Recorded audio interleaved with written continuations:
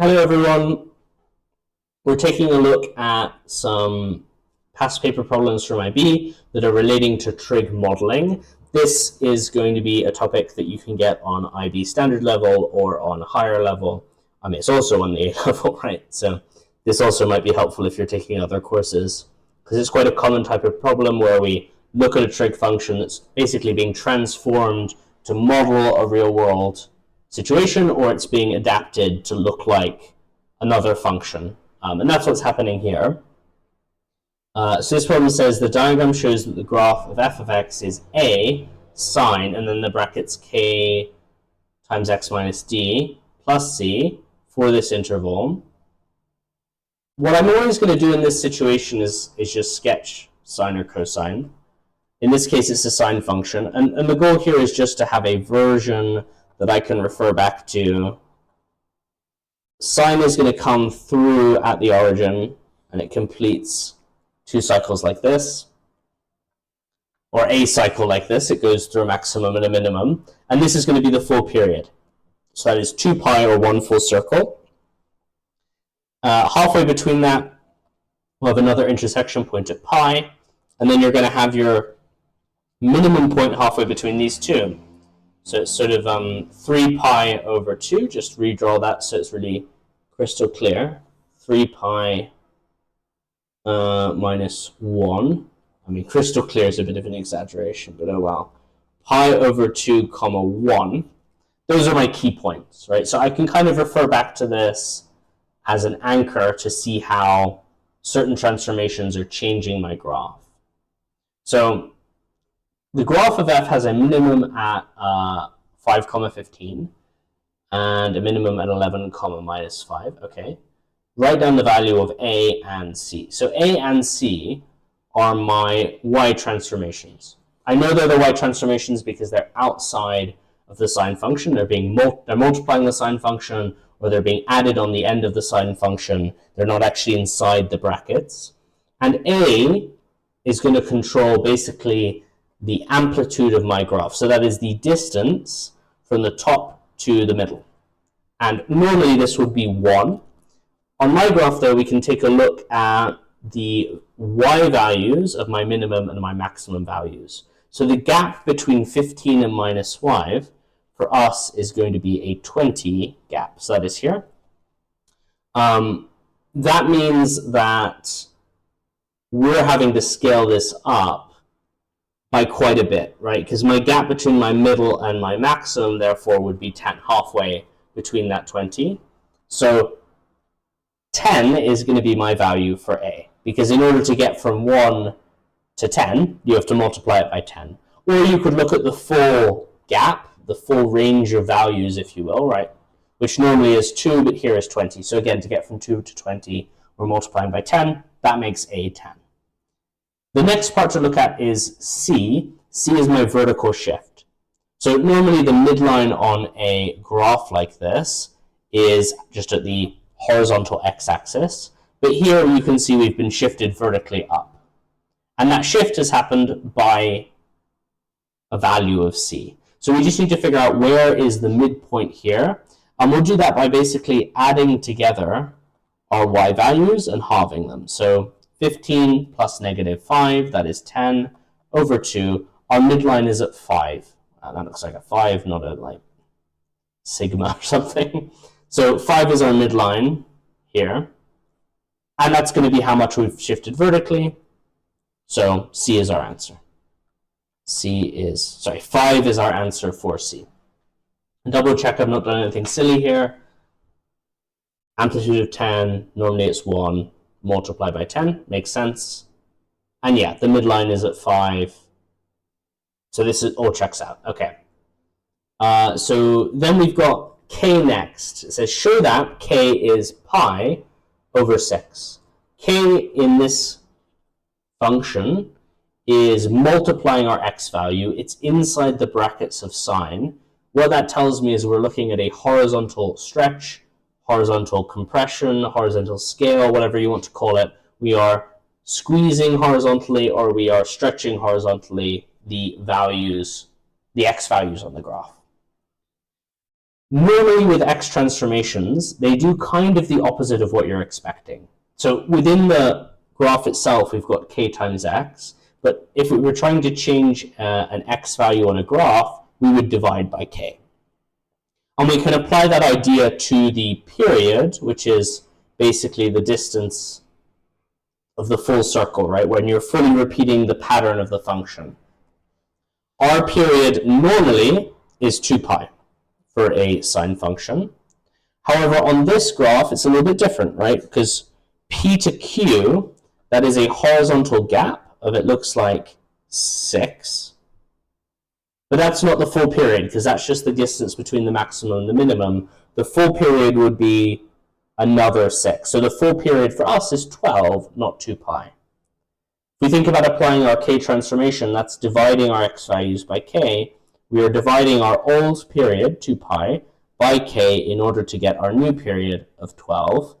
And if we rearrange this, we're going to have k equals 2 pi over 12, k equals pi over 6, which is exactly what they said we would get. Alternatively, you could look at just comparing directly on our sine function to our new sine graph, right? So the direct comparison is this gap would normally be pi, so the gap from pi over 2 to 3 pi over 2, that's adding pi to the x values. On our graph, that gap is 6, so we could also just have done pi divided by k is 6, rearrange it, k is pi over 6. Same answer either way. It's just a slightly different way of approaching it. Cool. So now we have 3 of our transformations. The next part of this is asking us to find the smallest possible value of d given that d is greater than 0. There can be many different values of d that would work here. That's why they're being quite specific.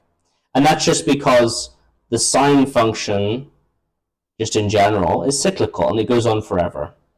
So we can think about it like, if you want to shift this so that we are passing at the maximum instead of passing at the origin, you could just shift it a little bit like that. Or you could shift it by a bit more, like that, or shift it by a bit more like that. And since it just keeps repeating forever, I mean, it really could be any of those. They'd all give you the same result. So we have to be specific here. How do we figure this out? Well, mercifully, they've given us to us at the end. Because it is complicated in that way, it's harder to find this than the other values. So I always recommend just plugging in one of the coordinates. So let's use 5 and 15 because they're nice positive numbers. So we would say 15 equals, our value for a was 10, so 10 sine, k was pi over 6, so you're getting pi over 6. And then you've got x minus d. This we do not know. And then our c value was plus 5. So if we go through and we kind of work this, subtract 5, 10 equals 10, and the rest of it, divide by 10, you're going to get 1 equals sine pi over 6, x minus d. Okay. Our x value too for this was what? We said 5. Okay, so I'll put 5 in. I've clearly forgotten to do that. So we're supposed to plug 5 in for x, 15 for our f value or our subject value, and then this should be equivalent. What's sensible in this situation is to think about what angle gives us 1 for sine, right? Because we're down to the point where we just have sine. There's weird things going on in the brackets, but for now we can kind of pause that.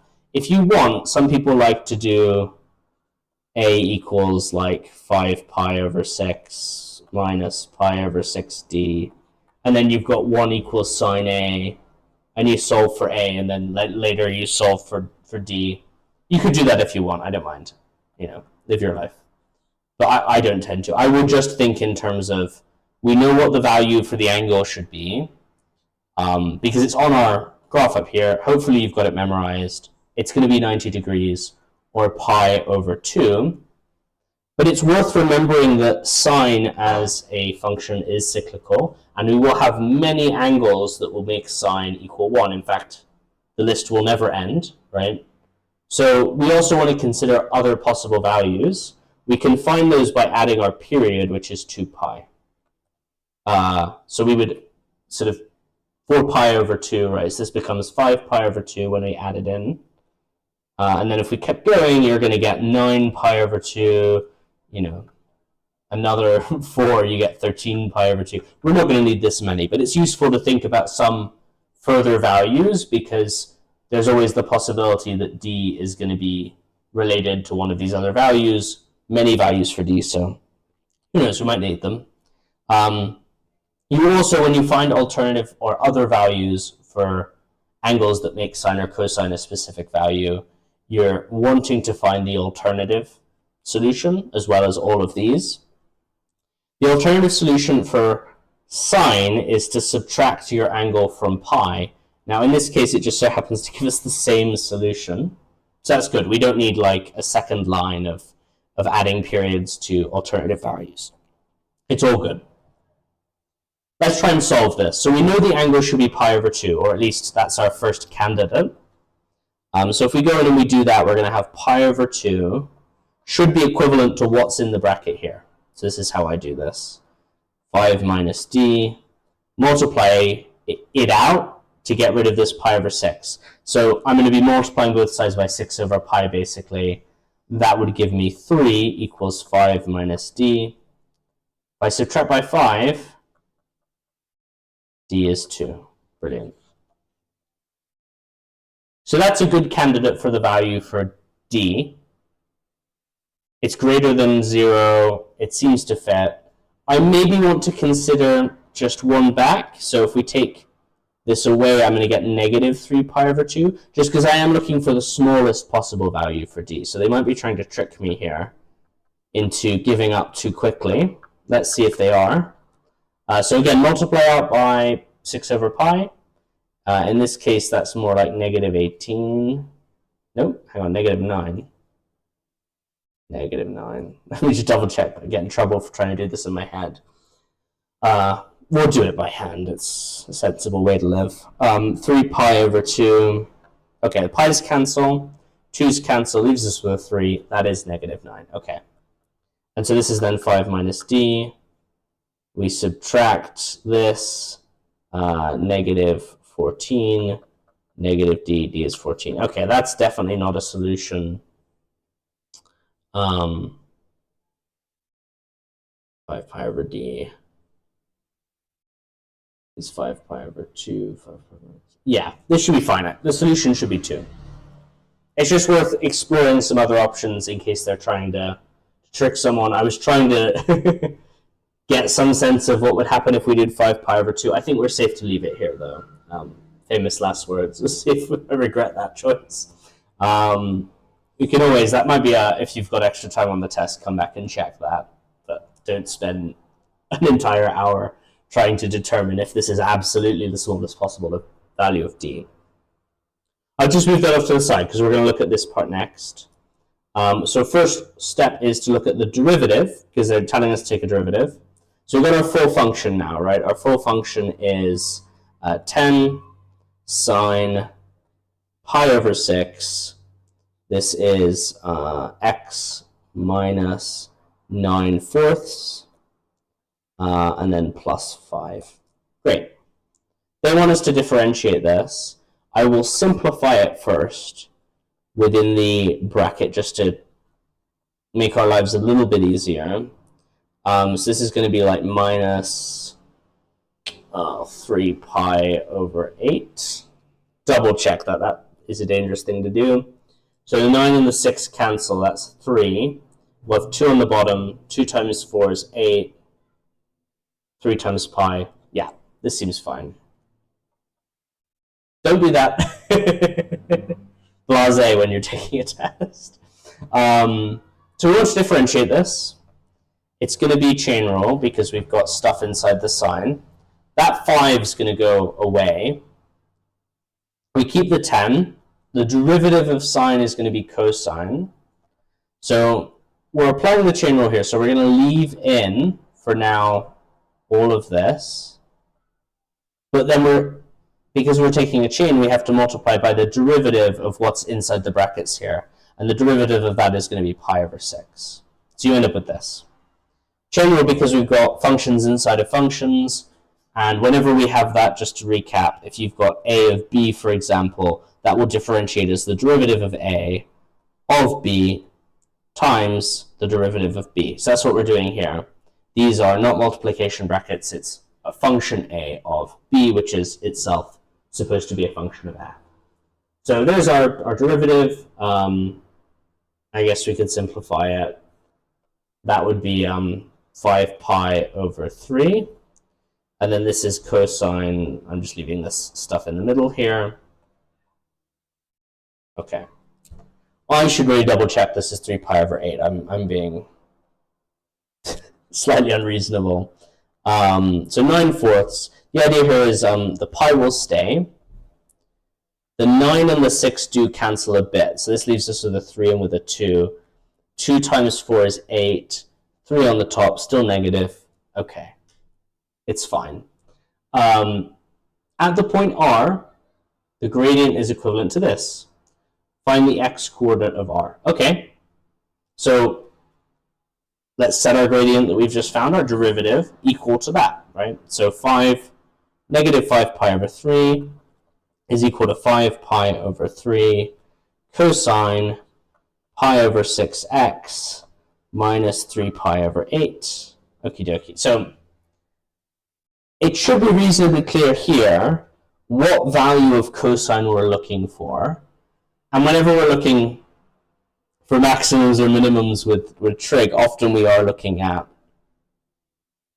just what's the value of cosine. This isn't strictly asking us for a maximum or a minimum, but it is using a clear value for cosine, which is that this will be true when cosine is equal to -1. And for now, just like with the other problem, or the earlier part, I'm going to sort of park the contents of the brackets. I'm just going to ignore them for a little bit. If you want, you can write out your a equals, or your theta, whatever you want it to be. Theta equals pi over 6x. I'm not going to necessarily do that, but it's okay. So what are the angles that will make cosine equal -1? Well, we don't have a cosine graph, but we could sketch one, right? Or we may already know this. So the cosine graph is going to come across like this and up and down. This is 2 pi, and so this point here is going to be at pi. In other words, our angle is pi that would give us -1. But there are going to be other solutions. Cosine repeats on a 2 pi cycle.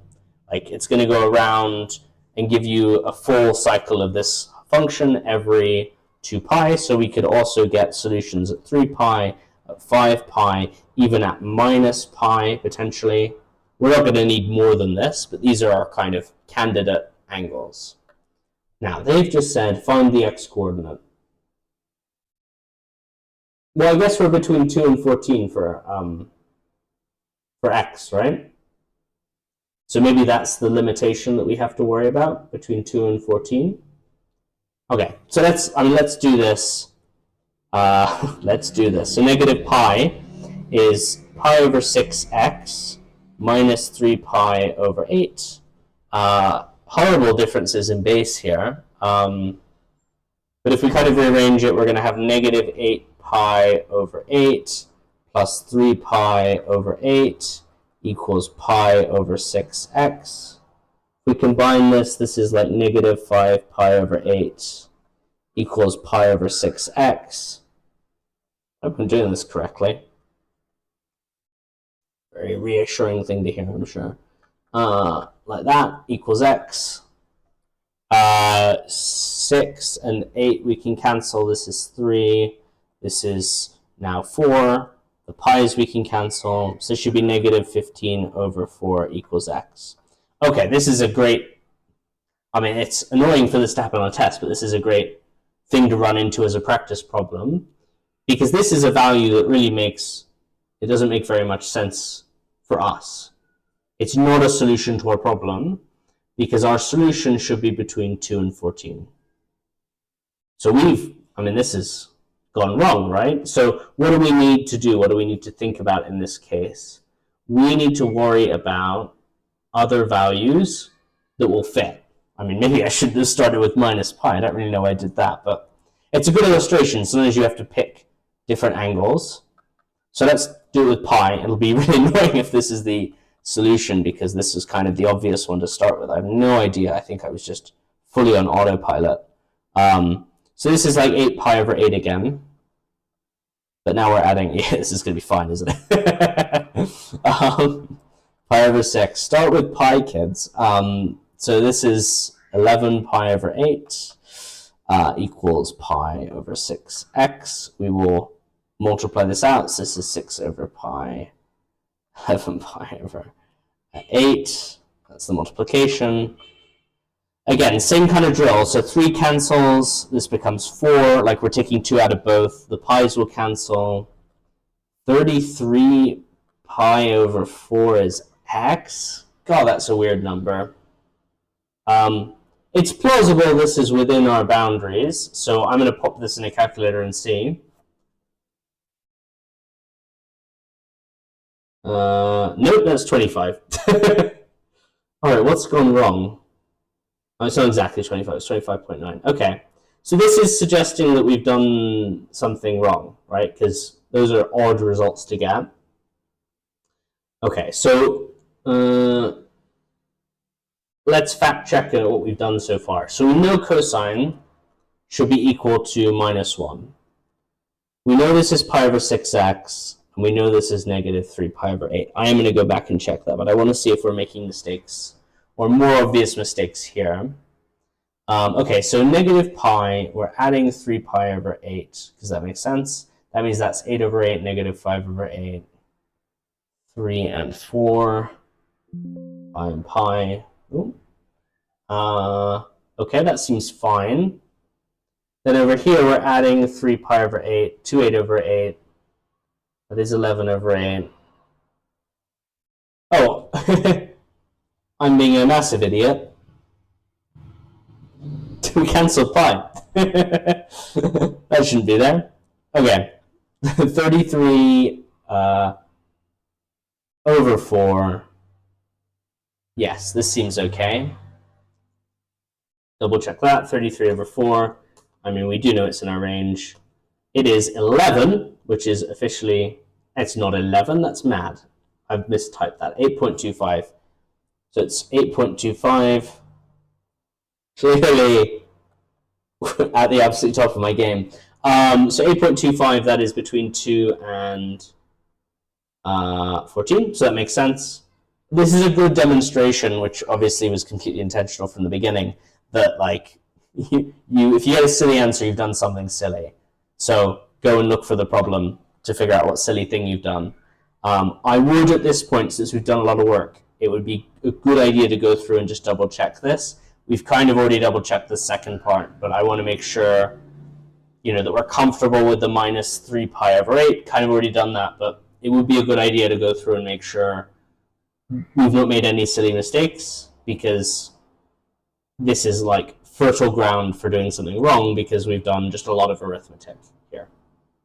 I hope this is helpful. If you're interested in more stuff on this topic, there will be 2 other videos available in a playlist. So if they're not out yet, they will be out this week. So you can look at those other 2 as well. Hopefully those are helpful as well.